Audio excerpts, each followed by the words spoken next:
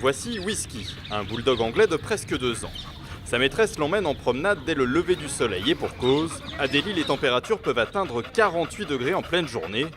Pas vraiment idéal pour le pauvre Whisky, qui cherche d'ailleurs à se mettre à l'ombre. He's feeling hot now. Il a chaud maintenant. And he's feeling thirsty also. Et il a aussi très soif. And he will not J'ai des eat bonbons his, avec moi, mais il ne treats va pas en vouloir tant qu'il n'aura now. pas He's so bu. much exhausted. Il est fatigué par cette chaleur. He will not eat his food. He just needs À la AC all the maison, time. je dois lui mettre He l'air won't conditionné toute la journée. Ça, c'est le gros problème. let food. That is the main problem. Au petit matin, les allées de Lodi Garden, un parc des quartiers chics, se transforment en défilé canin. Chihuahua, Beagle anglais, Labrador ou berger allemand trottinent au bout de la laisse de leur maître ou d'un employé de maison. Les Indiens des classes moyennes et supérieures se découvrent une passion pour les chiens de race.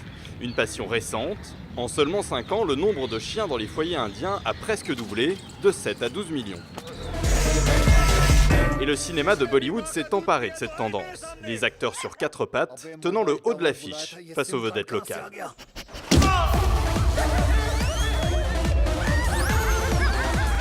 Simrat Babara a décidé de franchir le pas. Cette jeune femme, cadre dans une compagnie informatique, veut s'offrir un chien de race et vient chercher conseil dans cette animalerie.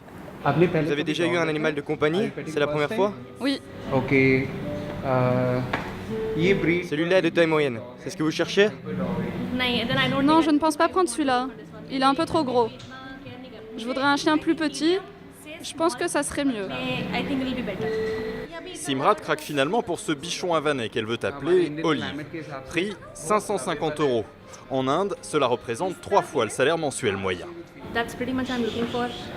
C'est exactement ce que je cherche. Je me moque de savoir s'il peut aboyer et garder la maison. Je veux juste un membre de plus dans la famille. Et je crois que je l'ai trouvé. Tout le monde a un labrador, par exemple. Celui-là, c'est différent. C'est quelque chose d'unique.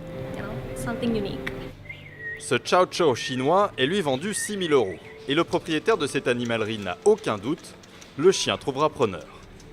Le chien le plus cher que j'ai vendu coûtait 31 000 €. Pour 90% de mes clients, le prix n'est pas un problème. Par contre, ils veulent un chien de race. Posséder un chien exotique est un symbole de réussite. C'est comme avoir une voiture de luxe. Un symbole de réussite qui, pour ce vétérinaire, peut tourner au caprice lorsque les maîtres s'entichent de chiens de race peu habitués au climat local, comme les Huskies ou Saint-Bernard.